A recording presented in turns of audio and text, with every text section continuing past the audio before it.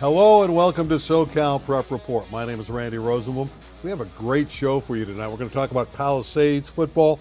Dylen Smith, their first-year head coach, is going to join us in a few minutes. A little later in the program, King Drew Football will be discussed with their fine coach, Joe Torress.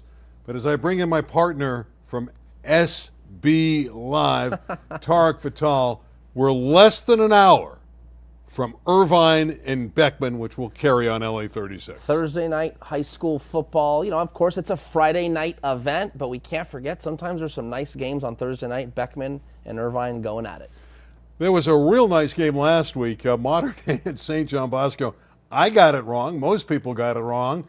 St. John Bosco won the game handily, 28-0. Yeah, we have some highlights from it. I think the best player on the field was Cameron Jones, and he's such an empowering force. 6'3", 235 pounds. There's a shot of him right there, number 20 in the black. He scored 2 touchdowns, this one in from short yardage. St. John Bosco, it was scoreless in the first quarter. Everyone was kind of watching these defensive heavyweights duke it out, but Caleb Sanchez throws this touchdown pass to Cam Jones. He's going to UCLA, so it was 14-0 there. As you know, little double pass. Look at the trickery from the Braves. And, you know, I think people see 28-0, Randy, and they think, oh, the game was boring. But there was so much happening that was unbelievable, right? You couldn't believe with your own 2 eyes that Modern Day, the number 1 team in the country, was getting throttled like they were. And every time Bosco just layered on another touchdown, it was more fun to watch. Everybody believes they'll meet again in the CIF Division I final later in the year. By the way, Cam Jones finished with 134 yards on the ground. Here's another great game in the Trinity League. Santa Margarita got a field goal at the end of the game. 1 second left to win it 36-31. I don't know. How did they win with a field goal? I don't know. But they got a field goal late to win it. Yeah, I think the game was close. I know that. And look, in the Trinity League, those games are by a fine line, and there could be a playoff spot up for grabs there, right? You want to finish 3rd or 4th in that league. Chances are all those teams are going to go to the playoffs, but maybe that has Division I implications. You see what I'm saying? Sure. So a great matchup there in the Trinity League. Yeah, Trent Mosley had 10 receptions. He caught 2 touchdowns. He ran for 2. Big game for Santa Margarita. Warren. This is about attendance at SoFi. 28-21, great rivalry game. A lot of people went to this game. Yeah, I think the final record was 18,800 and some change. So you're talking almost 19,000 people. They had the whole lower bowl filled, Randy. So that's something to be proud of, and it's history. First ever high school football game at SoFi Stadium. Yeah, here's one that was a surprise to me, not to the coach that we're going to talk to in a little while, Joe Torress. His King Drew team knocked off Dimely, who was highly regarded in the city, 36-27. No, that is a surprise. I mean, you know, there's no gambling or lines in high school sports, so you call it a shocker or a stunner. You don't call it an upset. But certainly a huge win for King Drew, I think. Dimely was trending towards that open division, but I think a loss like that probably knocks them down into Division I, which isn't a bad thing, but good for King Drew. They are on the uptick, and they might be a couple wins away from being in the Division I playoffs themselves. Yeah, they kind of control their destiny if they can get some help from Dorsey tomorrow night. King Drew's got Fremont tomorrow, and they're going to be a heavy favorite there. Here was a great one in the Marine League, a 1-point game. Banning 27, Gardena 26. First loss for that Gardena team. Yep, well put. I think Gardena did come into that game unbeaten, so everyone was thinking, okay, this Gardena team knocked off San Pedro. I think the score was 12-7 a couple weeks ago, and everyone's like, wait a minute, here comes Gardena. And just like Dimely fell, there goes Gardena. They fell too. So I think after Birmingham, Carson, and Garfield, in any which order you want to put them, there's great parity. Anyone can kind of beat anyone from 4 down to maybe 10 or 12, and that's what we're seeing here in the city. And that's why you want the number 1 seed, so you don't have to play one of those other 2. Theoretically, let's say if it's Birmingham as the number 1 seed, they won't have to play Garfield or that fine Carson team until the finals. That means that Garfield would play Carson in the semis. If it goes down like that, Carson could be the number 1 team. Right now, they're number 1 in the poll, the Max Preps poll, not our poll. Speaking of polls, we have a guy at Palisades, Dylen Smith, the head coach. He's got his team in your poll, in the city poll. We'll get to that in a moment. Dylen's done a nice job. He's got his club at 6-2. He's got the big game tomorrow night at Venice. Yeah, it's the big game for league. It has league implications, of course, league title implications. And so when you get two teams that are good, that helps. But when there's league title on the line, I think that adds a little luster to the game. So a big game on Friday night. So let's bring Dylen Smith on right now. Good guy. We had a chance to talk to him before the show and loved his spirit, his enthusiasm for the game. Coach, welcome to the program. I know you got the big one tomorrow night. So how difficult a game is it at Venice for your team to win, for the Dolphins to get a W? First, thanks for having me on the show. Tomorrow night's going to be a super game. It's their homecoming. It's, like you said, it's for league title. I've just been trying to prepare my team all week, saying we got to start off fast. They're going to be ready. They're going to be hyped. They beat us last year 16-14, so they're going to be, really feeding off that score from last year. So we have to match their energy from the opening kickoff going on to the fourth quarter.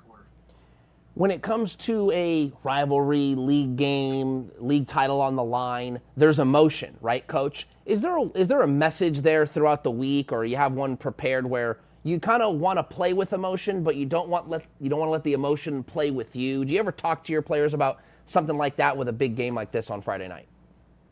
Yeah, definitely. I mean, like I said, we have to match their energy. The kids have the score on their from last year on their back plates. So they're ready to go, and I just tell them we can't let the other team dictate what we do. We have to, like you said, control our emotions. Don't let the talking get to us. Play our game, and I think if we do that, we'll be able to win that game tomorrow night. Dylen, you were a quarterback at Santa Monica, went on eventually to play at the University of Kansas. You have a nice quarterback there. He's a very good player in Roman La Scala. What is your relationship as a former quarterback tutoring a quarterback who pilots your team? I just try to give him all the advice that I learned when I was playing and give it to him. He's a faster player than I was. So we do a lot of time in the film room, seeing what he sees, reading defenses, what matchups we can take advantage of. And he's a very coachable kid, very quiet, but he leads by example. And every tool that I've ever received, I always try to teach him, and he's very receptive to everything I've taught him. Coach, an opportunity to kind of highlight some more players on your team. I always ask coaches, hey, you're on TV. Tell us who are some of the better players on the Dolphins, on the offense and defense. Offensively, Braden Sanford, he's our leading receiver right now. He had 3 touchdowns last week against Westchester. He was battling an ankle injury, and he missed 2 games, but he's really worked his way back in. He struggled the week before, but last week he really stepped up and had 3 touchdowns, what we needed to win that game against Westchester. Terrell Watson, our number 1 running back, he's been our workhorse all season long. Just carrying the ball 20 times a game. Harrison Carter, they both rushed for 100 yards against Fairfax the week before. Our linemen just been really stepping up. Defensively, Matthew Spudamore, who's kind of our anchor on our defense. Jake, our other outside linebacker, who's doing a great job. Evan Nuremberg, who's our leading sack leader on the defensive end. So we just, we have a good balance on offense and defense, and those seniors have really been stepping up. Well, right now you look like an open division team. You played Granada Hills, who's another team that looks to be an open division team, and you lost a tough game early.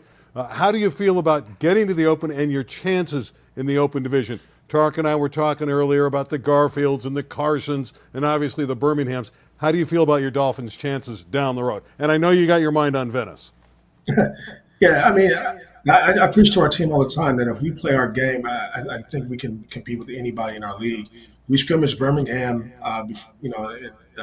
before our week 0 game, and that was kind of a sense of where we would be. And I told them, there's a chance we'll see Birmingham later on. So we've gotten obviously better since that scrimmage. I've seen Carson play because they played Hamilton, and we scouted. We played Hamilton obviously and scouted Carson, just watching film, and I feel like we can compete with Carson. We can compete with any of those top teams if we just play our style of football. Well, Dylen, good luck tomorrow night. We really appreciate you coming on. That was a fast, good 5 minutes, learning a lot about your Palisades Dolphins team. Congratulations on the 6-0 start, 6-2 start. Keep it going, and best of luck against the Gondoliers. Thank you. I really appreciate you. Thanks for having me on. You got it. Dylen Smith, I like the guy. Yeah, big game tomorrow, and looking forward to seeing the score. Should be a good one. Venice has got a chance at home, though. All right, let's take a look at the CIF Southern Section Football Top 10. We check it out every week. This is provided by our friends at SB Live. Really, it's Tarek Fatal's Top 10. What do you think? Well, obviously, the big change is number one. You know, St. John Bosco now number one. Mater Dei goes down to number two.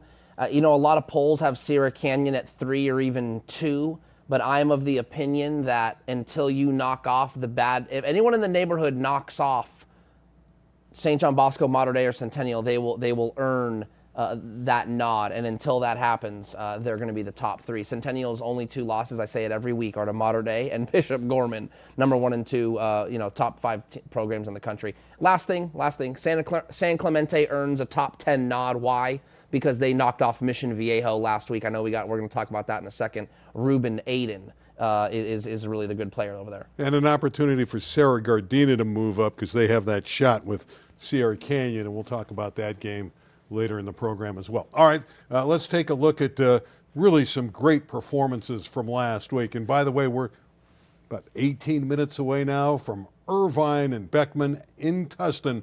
That's going to be a great battle. But let's take a peek at some of these great performances from a week ago. Esparza with a big game for Los Alamitos, over 300 yards and the 4 touchdowns. They beat Corona Del Mar. St. Francis's John Sanders. I know you love him, but to get 2 touchdowns throwing, 2 running, and he caught a TD against Amont. Yeah, super, super good athlete, only a junior. I only say this because that's really what he looks like, and he was so talented at the high school and college level. He's got a Johnny Manziel type game.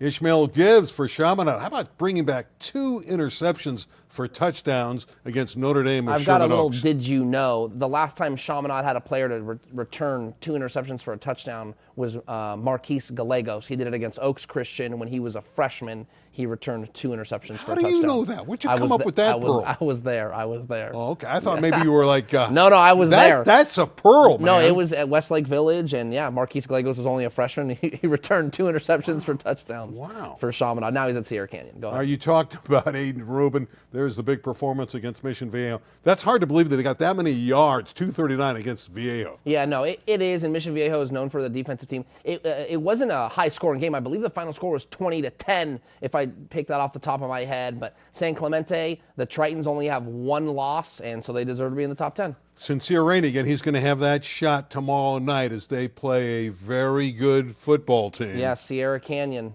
They're on the road in Chatsworth. That's likely to decide the Mission League champion. And at the very least, give an inside track. There is 1 more week left in the regular season, so you never know. Last thing I do want to say about that, Bishop, I wouldn't say poor Bishop Almont, but Bishop Almont has clearly fallen on hard times. I think they only have 2 or 3 wins this year. Yeah, it's still an amazing achievement, 226 yards and 3 touchdowns against Amont. And Riley Brosseau of Eagle Rock. Have a day. Are you kidding me? I know Marshall's not a powerhouse. I think they're like 4-4. Barristers are competitive. But to throw for 515 yards and 6 touchdowns, that's ridiculous. Yeah, that's impressive, and clearly he was feeling it. And when you can put the ball wherever you want, and that's generally hard to defend. And clearly Marshall had a hard time defending the pass the other night. Well, let's see if Joe Torress can put the ball wherever he wants tomorrow night against Fremont. He probably will.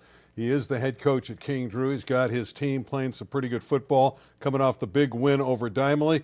Joe, welcome to the program. Congratulations on the win over Dimely. How'd you get it done? How'd you knock them off?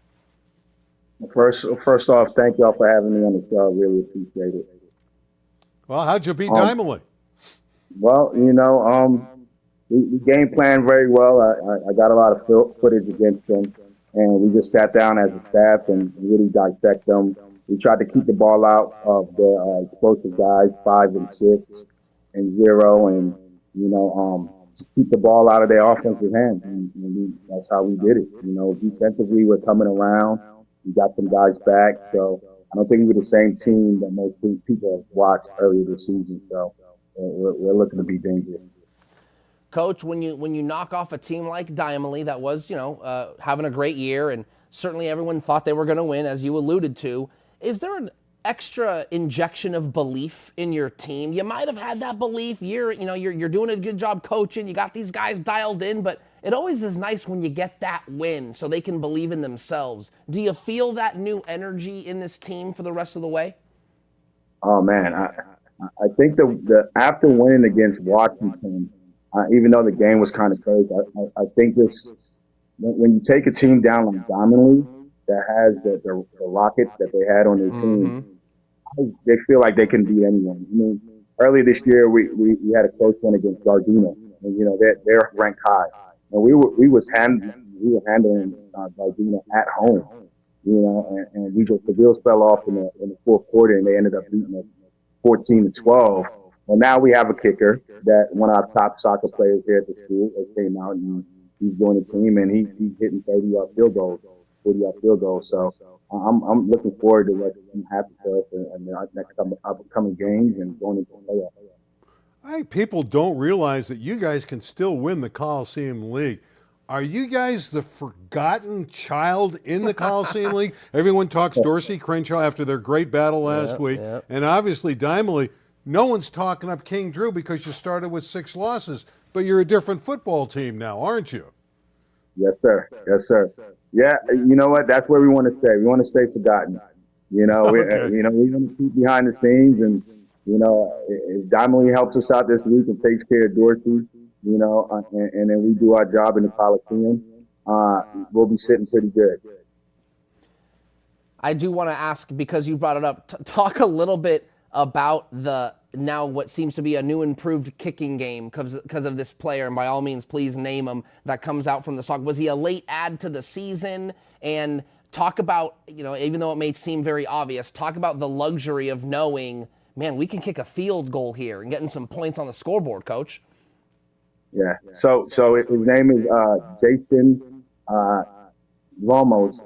Acararo Ramos. He has 2 last names.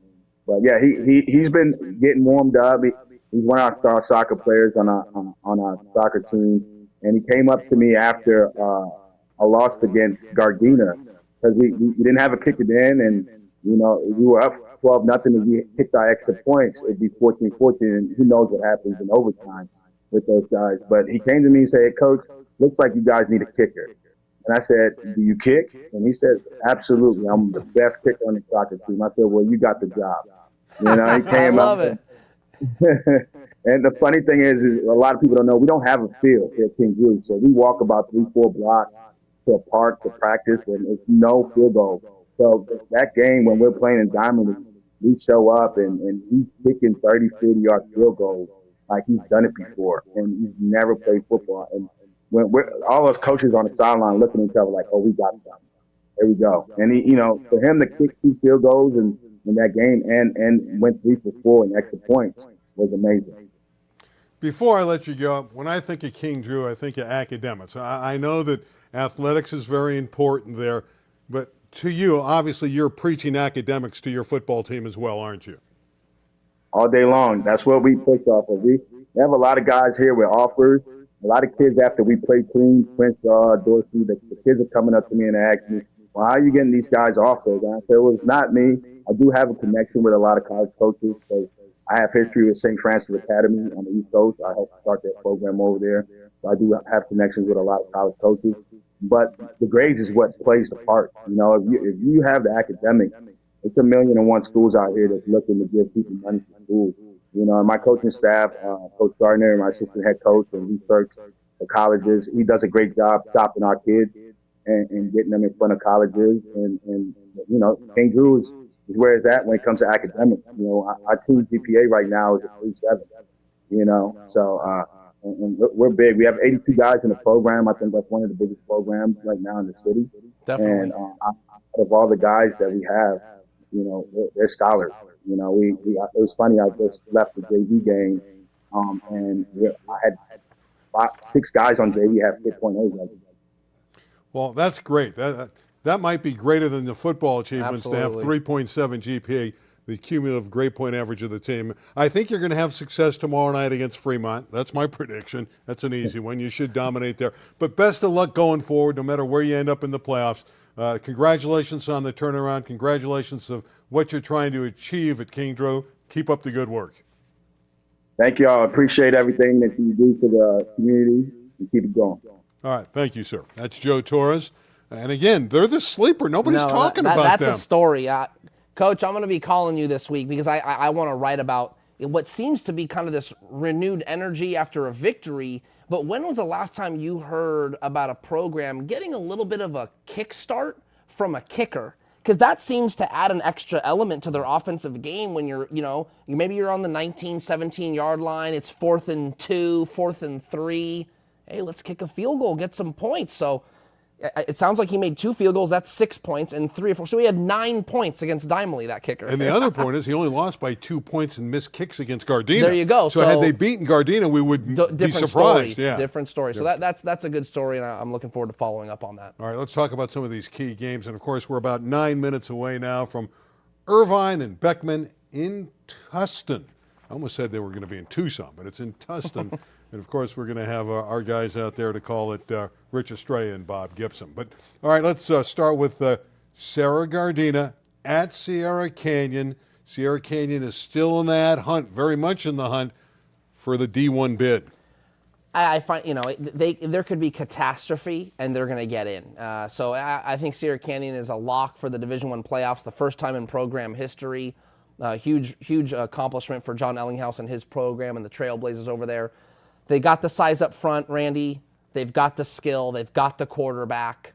The big question for them is, do they have the depth? I know tomorrow night's the big game for the Mission League, but now that they're in the Division I playoffs, those are going to be the questions that Sierra Canyon's going to have to answer when it comes to the playoffs. Yeah, you're right about the quarterback. Wyatt Becker is very good, but they're going to have to slow down Sincere Rainey, yes, who's a tremendous running back. Corona Centennial, I think, is a pretty big favorite here, but it is a dangerous game as they play Murrieta Valley. So Murrieta Valley has a quarterback named Bear Bachmeyer, and they have a running back named Dorian Hose, and they're very, very good players. The reason why this game lost a little luster is because Murrieta Valley lost to Chaparral last week, or it would have kind of been a winner-takes-all type league game. If Murrieta Valley can knock off Corona Centennial, that would be quite the stunner, and it'll also put them back in track for a Big West league title. Speaking of the biggest game of the week, we saw it in the city when we had our coach on, Dylen Smith, talking about his Palisades team playing Venice. In the southern section, you can argue that Rancho Cucamonga, Damien, is even bigger than Sierra Gardena against Sierra Canyon. I think it is the bigger game, and that's where I'll be tomorrow night. I'm going out to Laverne for Damien Rancho Cucamonga. It is the baseline league title game per se. Obviously, with 1 week left, it's not the winner-takes-all game, but, the winner will get an inside track and is likely to take care of business in the final weeks. The Baseline League's been very good and very competitive with Etowanda, Chino Hills, and Upland, along with Rancho Cucamonga and Damien. It'll be a great game. I think Rancho's going to win, but Damien at home, you never know. Let's jump into the city section. Dimley's got a chance to bounce back. Not going to be easy. They're playing a decent Dorsey team who has improved. Doesn't have a great record, but the Dons are getting better, although they lost a heartbreaker to their arch rival Crenshaw Cougars. So Dimley is the team that, previously beat Crenshaw, then had, and then obviously ran into a surging King Drew team. Dorsey is better than their record shows. Coach Stephon Johnson, former USC standout, does a pretty good job. Right. So we'll see. You might be right, Randy. Maybe Dorsey gets the best of Dimley. However, sometimes what happens is Dimley might have gotten woken up by that King Drew game. Maybe they beat Crenshaw and thought too highly of themselves and faltered. I don't think it's going to happen again. We got Carson and Gardena. That's going to be a good football game. Jerry Misa Alafua. You got it. See, I nailed that name. Carson, I think, is the team to beat in the city. I really, really do. Birmingham is the exception. After Birmingham, it's Carson. I really do think that's going to be the city final, is Carson-Birmingham. And we're going to bounce back and take a look at those city top to bottom, the rankings from 1 to 10, SB Live's city section top 10. You have Birmingham still number 1. Absolutely, yeah. And similar to what I talked about with the southern section, even though I'm saying, hey, Carson might be the team to beat, Birmingham is the number 1 team. It sounds like a double-edged sword there, but the truth of the matter is, until someone in the city beats Birmingham, they deserve the number 1 spot. They are the three-time defending Open Division champions. I'm looking at the bottom, really not much ado about nothing other than maybe Banning moving up. Diamond drops down a little bit, and Franklin on at 10. And we have Granada Hills on our air tomorrow night at 7 o'clock with El Camino football. The Royals playing at Granada Hills. I'll be on the call with Dave Marcus. That should be an interesting game. But Granada Hills and Stanley and company are favored. Can El Camino Real deliver you a great? What would that be? A third great game in a week, in a straight week, or Yes. just in a straight broadcast? I don't know. Well, it's 2 straight broadcasts. Okay. It was back-to-back weeks with Chatsworth with a defensive stop to win the game, and then Chatsworth, a touchdown, Taft. and then Taft with the touchdown on But that offense. wasn't last week, so there's been like a week in There's between. been a week in between. Got it. Okay. But I'll take another great game if they want to give us one. Absolutely. Okay, where am I now? You lost me. How about let's talk about the fact that the D1 championship game will be played at the Coliseum on November 24th. Yeah, that's always good. Anytime you can give. Last year was at the Rose Bowl, great Right. venue. USC Coliseum, great venue. So I'm not exactly saying that one's better than the other. What matters is that a great venue was gotten for that event, and that's great for the kids. Aiden Breland, who's a tremendous defensive lineman of modern day, may not have looked like one last week when the team struggled, but he is committed now to Oregon. Yeah, he's going to be a Duck. Picked a couple other big programs to be an Oregon Duck. Good for him. That's it. Another commit, and we predicted this. We're Yeah. jumping to basketball now. Trent Perry at Harvard Westlake helped win a state championship last year. On to USC. Yeah, the good thing about that decision is I always kind of felt like that was a great fit for him and Andy Enfield. However, I think there's a possibility he gets a lot of playing time next year. Boogie Ellis is going to graduate. We don't know what's going on with Bronny James, and their other guard, Isaiah Collier, is very likely to be a lottery pick in the NBA. So you're talking 2 guys for sure gone. 1 guy's a question mark. That's 3 guards potentially. So here comes Trent Perry next year. He'll have a chance to really play. Now, you're right. Ellis is going to be graduated. Collier, you're right. It's one and done. We got the big game coming up. Beckman and Irvine.